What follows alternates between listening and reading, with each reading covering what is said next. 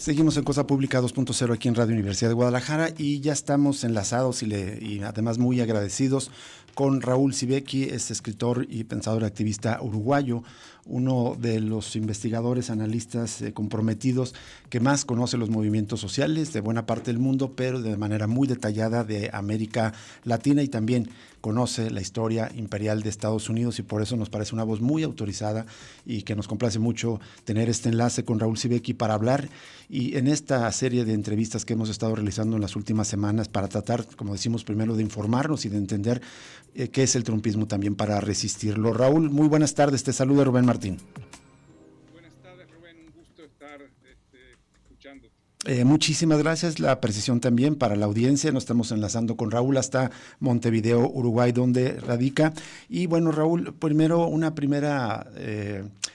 para comenzar, una primera como reflexión de lo que para ti está significando este segundo mandato de Donald Trump. ¿Qué es el trumpismo? Más allá de si está de más digamos, un análisis académico de que si es el fascismo o no, sí tenemos que entenderlo. ¿Cómo lo estás leyendo tú, este segundo mandato de Donald Trump, Raúl?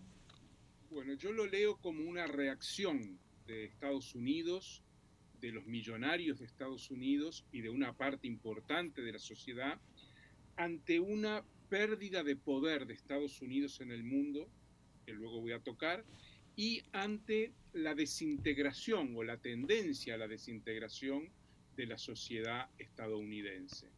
En el año 2023, voy a ponerte un par de datos, Uh-huh. murieron 100.000 personas por sobredosis de opioides. Todo el tema del fentanilo que se discute tanto, ¿verdad?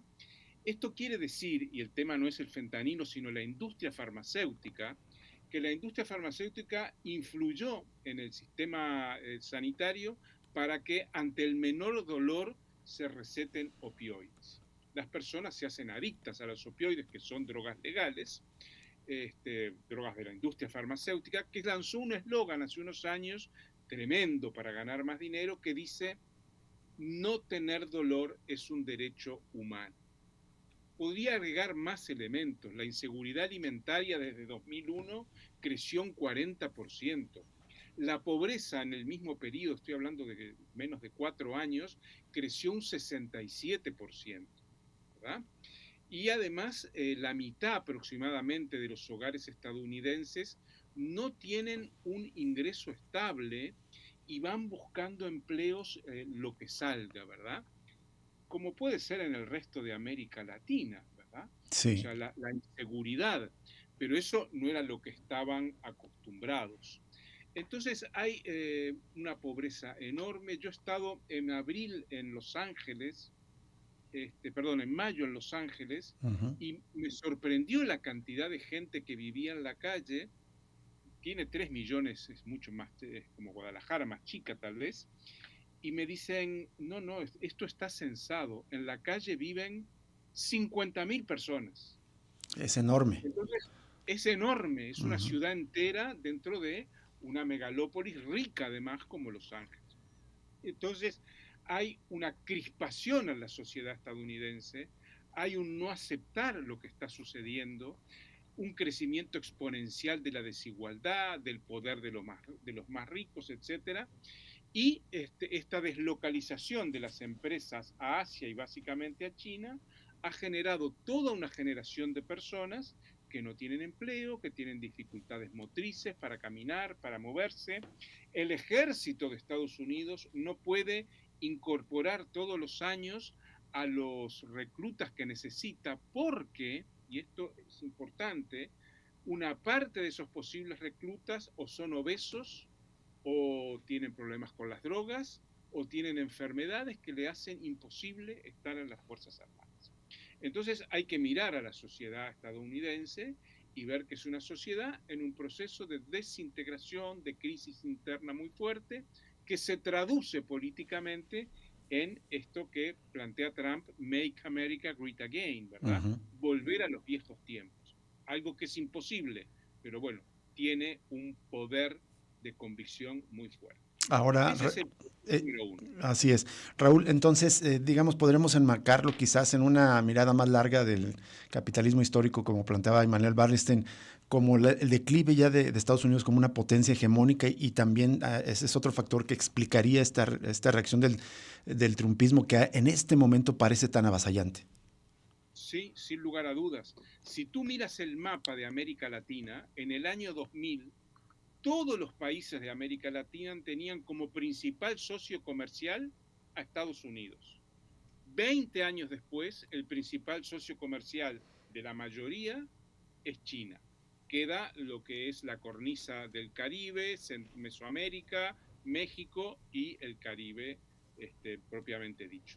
Pero hay un avance, incluso en el llamado patio trasero, ni que hablar de África y de Asia. Exactamente. En Asia todos los países tienen a China como principal socio, menos uno, Turkmenistán, y de los 54 países de África, 50 tienen a su principal socio en China. Entonces, en 20 años ha cambiado esto. Hay un retroceso brutal de Estados Unidos, ya no es la principal potencia en el tema de la innovación tecnológica. China gradúa 4 o 5 veces más ingenieros por año que Estados Unidos, se ha puesto a tiro o superado en la mayoría de las tecnologías de vanguardia, y es un país pujante en crecimiento, mientras que Estados Unidos es un país, y uno lo ve, claramente en decadencia. Entonces, aquí hay una reacción para intentar reposicionar al país en en los viejos buenos tiempos, digamos. Y para eso, ¿qué hace? Intenta anexarse Canadá, ¿verdad? Que es Así es. una frontera norte. Dejar a México sumido en la inseguridad, la guerra y la pobreza, porque la guerra contra las drogas es creada por la DEA y el Pentágono, no es que o sea, el presidente de México de aquel momento, creo que era Calderón, tuvo un papel importante en ello, Claro. pero está detrás de eso es Estados Unidos. A apropiarse de Groenlandia. ¿Por qué Groenlandia? Porque es el camino al Ártico, rodeando a Rusia por el norte, y es un reservorio de tierras raras que el monopolio los tiene China. Y las tierras raras son claves para el Con las desarrollo de las tecnologías. tecnologías avanzadas. Uh Y -huh. Panamá es un canal estratégico que es el único país de Mesoamérica y de Centroamérica que tiene hoy más comercio con China que con Estados Unidos. Entonces es volver a blindar el patio trasero para que la decadencia no sea tan fuerte. Ahora, ¿Podrá o no podrá? Veremos. sí, Raúl, en este contexto también, que insisto, parece tan avasallante, ¿no? Como un poderío incontestado, está planteando la declaración del día de ayer, que para mí es una de las más sorprendentes de las últimas décadas, probablemente comparada con la invasión a Irak, de querer tomar posesión territorial directamente Estados Unidos de Gaza. ¿Cómo miras en concreto esta propuesta? Bueno, esta declaración tan insólita imperialista. Bueno, es un delirio. No sé si lo podrá hacer, pero solamente decir que lo va a hacer ya está reflejando una mentalidad del viejo imperialismo. Ojo, que Biden y Kamala Harris y los demócratas y Obama son igualmente imperialistas. La diferencia es que este imperialismo es el imperialismo de la diplomacia de las cañoneras. Uh -huh. La idea de la diplomacia de las cañoneras se fraguó en los primeros años del siglo. Estados Unidos realizó 56 intervenciones militares desde 1890 en adelante en América Latina. Golpe de Estado en Chile, intervenciones militares en Cuba, en Nicaragua, en los más diversos países. Y era cuando un país no podía pagar la deuda externa o tenía un gobierno que no le gustaba, mandaba la Marina para derribar ese gobierno. O Y se cuando hizo. Pancho Villa entró a Columbus, que también envió una expedición a México. Exactamente, exactamente. Entonces, esa es la diplomacia de las cañoneras actualizada, ¿verdad? El imperialismo crudo. Los demócratas, Clinton, Obama, hicieron un imperialismo, digamos, tipo USAID, ¿verdad? Con esta agencia que hoy está en cuestión, tratando de colocar la diplomacia, colocar las ayudas, o sea, la cooptación de países y llegar a la guerra en casos extremos, ¿verdad? No era la lógica de las cañoneras. ¿Por qué? Porque correctamente los demócratas hicieron una lectura de que una vez que fallan las cañoneras, ¿qué nos queda? Claro. ¿Cuál es el siguiente paso? No hay. Y eso, esta política más, digamos, de imperialismo más blando, se instaló después del fracaso de Vietnam. Fue el fracaso más sonoro que ha tenido un imperio frente a un país pobre, derrotado militarmente frente a campesinos descalzos. Y Robert McNamara, que fue ministro de Defensa, que ideó toda la lucha contra la pobreza, luego de la derrota de Vietnam dijo lo siguiente, comillas, las guerras no se ganan con balas, sino combatiendo a la pobreza. Entonces, eso es un cuadro inteligente del sistema. Claro. Trump va a lo bruto, y yo creo que por más bruto que sea, esto tiene límites. Ojo, límites mucho más precisos que los que tuvo el imperio en Vietnam, porque aquí tienen frente a China, tienen frente a Rusia, tienen frente a Irán y podría decir a la mayoría del sur global, ¿no? Sí, que no se van a dejar. ¿Qué tal, Raúl? Te saluda Jesús Estrada, un gusto saludarte y escucharte. Hola. Raúl, quería preguntarte ciertas cuestiones que me parecen alarmantes, que son como aparentes contradicciones entre los seguidores de Trump. Ahorita lo que comentabas a propósito de esta cuestión del USAID, están celebrando muchos pro-Trumps de que Elon Musk ya se apropió de las cuentas del USAID y están señalando obviamente esto que dices de cómo se ha usado con fines de intervención a lo largo de la historia, sobre todo de la parte demócrata. Y alaban a Trump porque supuestamente él no causa guerras como los demócratas, no va a intervenir en otros países, pero por supuesto lo está haciendo. ¿Cómo entender esta lógica entre los seguidores de Trump que me parece un poco, pues no sé, disparatada, pero no entiendo? ¿Tú cómo lo ves? Bueno, yo creo que a los seguidores de Trump y al propio Trump no hay que darle la imagen de que tienen una política o un pensamiento racional. La racionalidad no es parte de este sector del poder, ¿verdad? Incluyendo los multimillonarios, ¿verdad? Elon Musk es el elefante en la cacharrería, ¿verdad? En el bazar. Es una persona que entra a lo bruto en cualquier espacio e intenta imponerse desde ahí. Y esto es importante porque no podemos analizar la lógica trumpista y de sus seguidores desde un pensamiento racional, lógico, bien hilvanado que tenemos, ¿verdad? Toda esta idea que tienen, no solo los Trump, sino sus seguidores como Milei, como Netanyahu, de que uno puede agarrar 2 millones de personas y llevárselas para aquí o para allá, de que uno puede decir que, como dijo Milei estos días, quienes se manifiestan por los derechos de las minorías, de las disidencias sexuales, son fascistas, eso dijo Milei, o todos los disparates que dicen, bueno, eso yo creo que, el otro día un gran amigo, Decio Machado del Ecuador, me dice, estos son los sacudones del pez que está por ser subido a bordo, ¿verdad? O sea, que va a morir, y se sacude para como el intento final de recuperar la vida. Y yo creo que hay mucho de eso. Y ese intento final es naturalmente irracional. Se apela a la brutalidad. Yo creo que más que Trump, Milei es paradigma de todo eso, ¿verdad? Que en sus discursos dice realmente disparates que no tienen el menor sentido. Exactamente. Entonces, yo creo que aquí hay que no atribuirle una lógica, una racionalidad como la que estamos acostumbrados, porque se trata de otra cosa. Por eso yo empecé diciendo que es una sociedad deshecha, desilvanada, resquebrajada, y responde a estas actitudes. Así es. Raúl, te queremos pedir un favor, tenemos que hacer un corte de identificación de la estación, si nos esperas un minuto y volvemos con la conversación sobre estos temas tan interesantes que dejas en esta última respuesta. Muy bien. Vamos a esta breve pausa y regresamos a la conversación con Raúl Sibeki.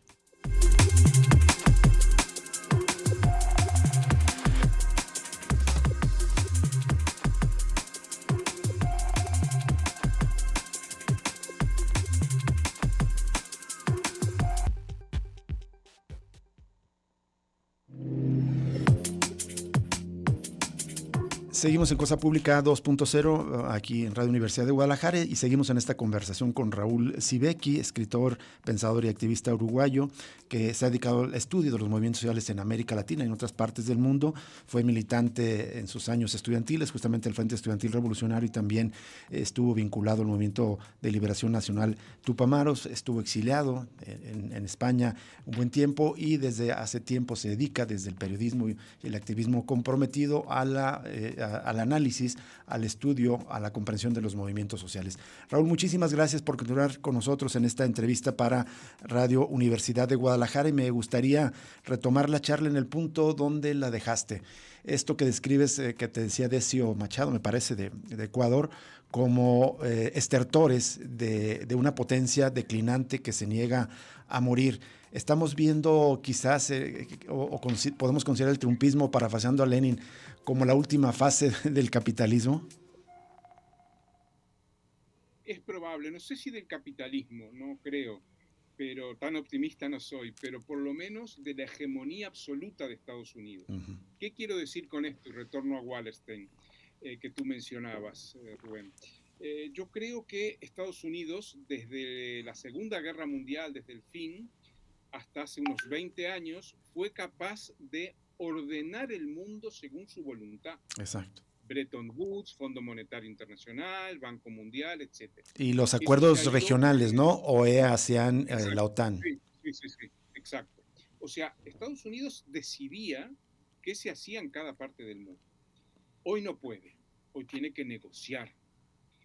Y yo creo que la estrategia de Trump, que no es de él, sino de su equipo y de los multimillonarios, que han decidido que la decadencia es tan fuerte que ya no pueden dejar a los políticos profesionales que gobiernen, como fueron los Bush, los Obama, etc., Clinton, sino que tienen que asumir ellos directamente el poder, cosa que no les gusta porque los expone demasiado. Entonces, sí, hay una clara decadencia. Yo creo que esa decadencia hace que tenga que negociar permanentemente, ¿verdad? Ahora está viendo cómo sale de Ucrania, que es una medida inteligente salir de Ucrania, pero aceptar la derrota. O como hace con China. Es muy sintomático. Trump anunció primero los aranceles a Canadá y a México y después a China y son menores. ¿Qué va a hacer? No sabemos, porque también su política es errática. Claro. Pero yo creo que hay que ver esto como ver dónde me coloco. Yo no creo que a él le interese mucho los aranceles, sino presionar y negociar, ¿verdad? Bueno, entonces, si me controlan la migración, les bajo los aranceles. Es una locura de política, porque deja de ser creíble. Si pones aranceles, ¿verdad? Si controlas la migración, pero no se puede hacer un intercambio que es como infantil o como de chantaje, ¿verdad? Como las mafias. Y ojo, aquí dije la palabra mafias, pero los multimillonarios de hoy actúan como los carteles, ¿verdad? Claro. Y eso es importante tenerlo en cuenta, que hay un cambio en la cultura política empresarial. Esto no es la vieja cultura política empresarial, esto es otra cosa. Y esa otra cosa es la que estamos empezando a intentar ver, a intentar observar, porque es nuevo, ¿verdad? Exactamente. Y sobre eso quería preguntarte, Raúl, justo en este tema, tratar de entender si es una oligarquía ya directamente el gobierno de los ricos, de justamente los empresarios, los megamillonarios, ¿no? El calificativo va más allá o la comprensión de que son solamente millonarios, son unos detentadores de riqueza como jamás han existido en la historia de la humanidad, ya a cargo directamente del gobierno. Vemos a Elon Musk prácticamente decidiendo asuntos centrales del gobierno de Estados Unidos, deshaciendo políticas o agencias. Y por el otro lado, comenzaba la conversación describiendo esta declive de la sociedad norteamericana como una clase trabajadora estadounidense que, digamos, vive cada vez más indignamente, cede ante este gobierno de los ricos, ante un empresario vulgar, asqueroso como es Donald Trump. ¿Cómo tratas de entender esta lógica? Bueno, la clase obrera norteamericana fue derrotada, pero no solo derrotada políticamente, su cultura de vida fue hecha añicos. Los problemas que tiene la industria automovilística los problemas que tienen no solo el ejército, sino la industria para conseguir obreros y técnicos calificados. Todo eso desapareció buscando más ganancias en los últimos 30 años. Y estamos hablando de ciudades como Detroit, que tenían una tradición obrera de más de un siglo, que era como Liverpool, como las grandes ciudades europeas, ¿verdad? Que esa tradición obrera se evaporó. Entonces se evaporó también el apoyo de esos trabajadores a su partido, que era el Partido Republicano. Y esa población navega hoy a la deriva. Y lo digo textualmente, no es una exageración ni nada por el estilo. Esa población no sabe quiénes son, no saben qué hacer, viven de la caridad pública, no tienen acceso a la salud y a la educación. Y está pasando algo peor todavía. Durante décadas, los hijos de los trabajadores tuvieron una performance de vida superior a la de sus padres. Exacto. Hoy es menor, hoy hay un declive, hoy ya yo no puedo repetir la historia de mis padres que con su esfuerzo y su trabajo se compraron una vivienda y me mandaron a la universidad. Claro. Entonces, dime tú, si no están a la deriva esos trabajadores. Raúl, en ese contexto quería preguntarte, quizás retomar un poco la idea, pero ya a escala más internacional, digamos. Desde los 90, desde la izquierda se ha planteado los riesgos, la devastación que causaba la globalización, desde las calles en Seattle y todas las batallas que habían contra el modelo neoliberal en los 90, en los 2000, las cumbres altermundistas. Había un diagnóstico del desastre que nos llevaba el neoliberalismo, la globalización, y sin embargo, en los últimos años son los propios magnates y esta oligarquía la que se apropió, me parece, de ese diagnóstico, pero lo manipuló a su favor, quizás aprovechando ese vacío que hay en las personas afectadas. ¿Cómo entender esta cuestión? ¿Qué es lo que ha pasado? ¿Por qué se apropiaron estos oligarcas de lo que desde la izquierda ya se advertía hace 20, 30 años? Bueno, hay que tener en cuenta que estos oligarcas tienen un acceso privilegiado a ciertos medios de comunicación, ¿verdad? Hay unos medios de comunicación más tradicionales que son prodemócratas, el paradigma de ellos es New York Times, ¿verdad? El histórico periódico progresista estadounidense, que ya no lo es tanto, porque avala el genocidio en Palestina. Y luego, no es casualidad que los Jeff Bezos, que los Elon Musk y compañía tengan Zuckerberg tanta influencia en las plataformas, ¿verdad? En las redes, Amazon, X, etc. ¿Por qué? Porque esos son los mecanismos que les permiten llegar directamente a la población, manipular la información, manipular los datos. En pandemia fue muy claro. Y convertir a la población en receptores pasivos de cualquier disparate. No nos olvidemos que entre un 15% y un 20% de la población de Estados Unidos se los considera terraplanistas. ¿Cierto? O sea, creen que la Tierra es plana y además creen que Darwin mintió, ¿verdad? Que el darwinismo, que los descubrimientos de Darwin no son ciertos. ¿Cómo vamos a venir nosotros, machos blancos, lúcidos del mono? O sea, es algo que no les cabe en la cabeza. Pero además son negacionistas, ¿verdad? Del cambio climático, de las vacunas, del COVID, etc. Entonces, vuelvo un poco a lo que planteábamos hoy. ¿Cómo discutes con un terraplanista? ¿Cómo discutes con un negacionista? ¿Verdad? Con una persona que te dice que la pandemia fue planificada por unas élites.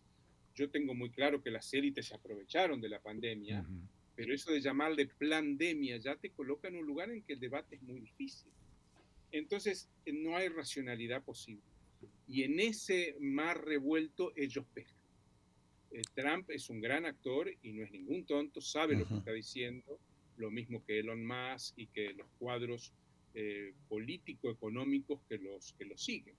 Entonces nos enfrentamos a un dispositivo de poder y de tecnologías de la información que tienen hoy un poder tremendo, y frente a eso las izquierdas y los movimientos, y perdón la crítica, seguimos estancados en el discurso de los 70 o de los 60, ¿verdad? Sin comprender aquello que dijo Pasolini, el cineasta italiano, que el consumismo es una mutación antropológica. Exacto. Ustedes son un medio universitario. Cuando decís mutación antropológica, es para llevarse las manos a la cabeza y decir, ¿dónde estamos como especie humana? Exactamente. ¿Dónde Raúl, me gustaría volver, hemos insistido en estas entrevistas que queremos entender lo que está pasando, pero también tener información, elementos de análisis para resistir al trumpismo. ¿Cómo te imaginas, justamente partiendo de esta crítica de que la izquierda no ha sabido responder, qué deberíamos tratar de hacer desde abajo para resistir estos estertores de la potencia imperialista? Bueno, yo creo que primero es no seguir actuando como antes, no seguir confiando en las instituciones estatales, porque una de las cosas que no mencioné que hizo el 1% fue apropiarse del Estado-Nación, ¿verdad? Del sistema judicial, de las fuerzas policiales, armadas, y blindarlo al Estado para sus intereses. Entonces, si tú quieres ir a las elecciones, ve tranquilo, pero no pongas toda tu energía en el tema institucional. Hay otras cosas para hacer. Es necesaria la formación, la educación colectiva, la construcción de sistemas de salud alternativos, no en el papel, sino en la práctica, ¿verdad? Ustedes saben que yo soy muy simpatizante del zapatismo, del EZLN, En efecto. pero ahí hay un camino, no para imitarlo, porque no tiene por qué ser igual, y menos aún en las ciudades, pero hay un punto de inspiración. ¿Y cuál es el punto de inspiración? Se puede construir fuerza social, se puede construir redes de salud, de educación, de cultivos, de producción, por fuera del mercado y del Estado. O sea, no es una utopía, funciona.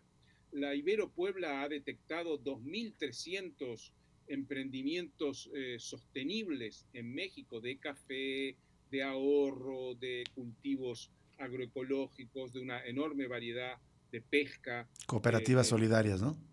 cooperativas solidarias. Entonces, es posible. Solo que hay que enfocarse en el largo plazo. Si pensamos en sexenios, si pensamos en corto plazo, vamos a estar atrapados por la lógica del sistema. Y Pero yo creo que este es un ejercicio que tenemos que empezar a hacer. justo cuando mencionabas la mutación antropológica, también implica, digamos, enfrentarse no solamente ante, digamos, estas políticas de este gobierno de Donald Trump, sino al capitalismo como sistema para tratar de ir en contra de su lógica con más acciones solidarias y cooperativas, Totalmente, justamente, ¿no? totalmente. Y utilizar los mecanismos del sistema según nuestra lógica. Mira, les cuento una anécdota que son 30 segundos. Por Estuve supuesto. hace 2 años en una aldea guaraní en el sur de San Pablo, en Brasil. Uh-huh. Y llego a la aldea, eran total 2.000 habitantes, pero en esa aldea eran 100. Y me dice, saco el celular y me dice, no, no hay internet. Yo ya lo dejé en la mochila, el internet, el teléfono. A las 9 de la noche, ya cuando nos íbamos a dormir, veo que todo el mundo está ahí con los celulares. Digo, pero me engañaron, no era que no hay internet. Me dicen, sí hay, pero la regulamos. Cuando los niños y las niñas ya se han ido a la cama, ahí la ponemos, ¿verdad?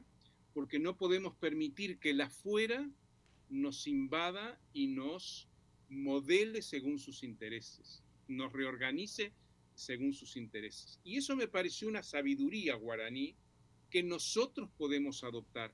Yo soy de los que está todo el día conectado, pero bueno, intento los fines de semana dejar el celular ahí, dejar la computadora por ahí, porque estamos muy expuestos a la desinformación de las redes sociales. Así es. Raúl, pues yo te iba a preguntar justo, pero que ya la respondiste. Ahorita que explicabas de la manipulación informativa en la pregunta anterior, te iba a preguntar es cómo resistir desde abajo y desde la autonomía justamente al trumpismo, pero en términos informativos creo que ya estás dando una clave con ese ejemplo que se podría replicar en muchas otras experiencias, me imagino. Ahí habría como dos cuestiones. Uh-huh. Realmente hay personas que no pueden deconstruir la información, ¿verdad? Por cuestiones afectivas, porque creen lo que les dice la tele. Entonces yo no voy a discutir con ellas y no las voy a considerar menos. Yo creo que lo que hay es que regular para que no nos llegue, porque si uno mira, hay un neurobiólogo, Gregory Bateson, que él dice, la mente no piensa con información, piensa con ideas. Y en toda esta catarata de información que tenemos, no hay ideas. es una catarata de datos que no nos sirven para nada. Y que además tú entras a ciertas páginas y te aparece una noticia terrible sobre que bombardearon una escuela en Gaza y al lado la última canción de Shakira. Claro. Entonces, ¿cómo sopesas la importancia de cada información? Y esto no es casualidad, no lo hace un editor distraído. Te pone una noticia de fútbol y que Cristiano Ronaldo es el mejor jugador de la historia y al lado una masacre en Siria, por ejemplo, ¿no? O ocultan la información y ahora te dicen que en Siria no gobiernan los yihadistas, no gobierna el Estado Islámico, que hasta hace una semana tenían, el que hoy es presidente estaba requerido en Estados Unidos por $10 millones. Ahora aparece con corbata, la barba recortada y ya es un estadista. ¿Cómo luchas contra eso, Jesús? Sí, yo terrible. creo que esto hay que cortar, Así no hay es. otra que cortar. Raúl, finalmente te quisiera preguntar, acá en México estamos sintiendo evidentemente muy duro estas primeras semanas del mandato de Donald Trump. ¿Cómo se siente en el sur, en particular en tu país, en Uruguay? ¿Hay algún aspecto en el que esté tocando también la política uruguaya el gobierno de Donald Trump? Bueno, aquí lo que más se siente es Milei, que es como un Trump 2 o un Trump 1, ya no lo sé, Trump 2. O sea, la lejanía, ¿verdad? Y el hecho de que nosotros estemos, Brasil, Uruguay, la propia Argentina, muy volcados al comercio con China, hace que el trumpismo se vea de una manera más atenuada. Ustedes son frontera, les devuelven migrantes en condiciones terribles, porque devolver migrantes encadenados es un delito, vamos a entendernos, no hay justificación para eso.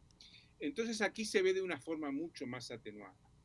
Y el propio Milei, que es como un payaso allí jugando, haciendo cosas tremendas, también por las diferentes características de las sociedades se ve de una manera más argentina, ¿verdad? Eso hacen los argentinos, que ya se sabe cómo son.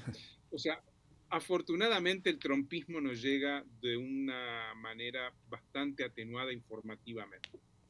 Muy bien, Raúl. Bueno, pues te queremos agradecer esta charla y si nos permites, habrá muchos temas que conversar contigo y si más adelante, sin abusar de Teje Universidad, seguimos enlazados para que nos ayudes a comprender pues esta época en la que estamos, tan turbulenta que estamos atravesando. Muchísimas gracias, Raúl Sibeki. Gracias a ustedes, época muy difícil de entender y bueno, el agradecido soy yo. Al contrario. Cuando quieran, estamos. Muchísimas gracias. Nos diste muchos elementos para tratar de entender estos tiempos. Gracias, Raúl Sibeki. Nos vamos a una pausa y regresamos para cerrar Cosa Pública 2.0 aquí en Radio Universidad de Guadalajara.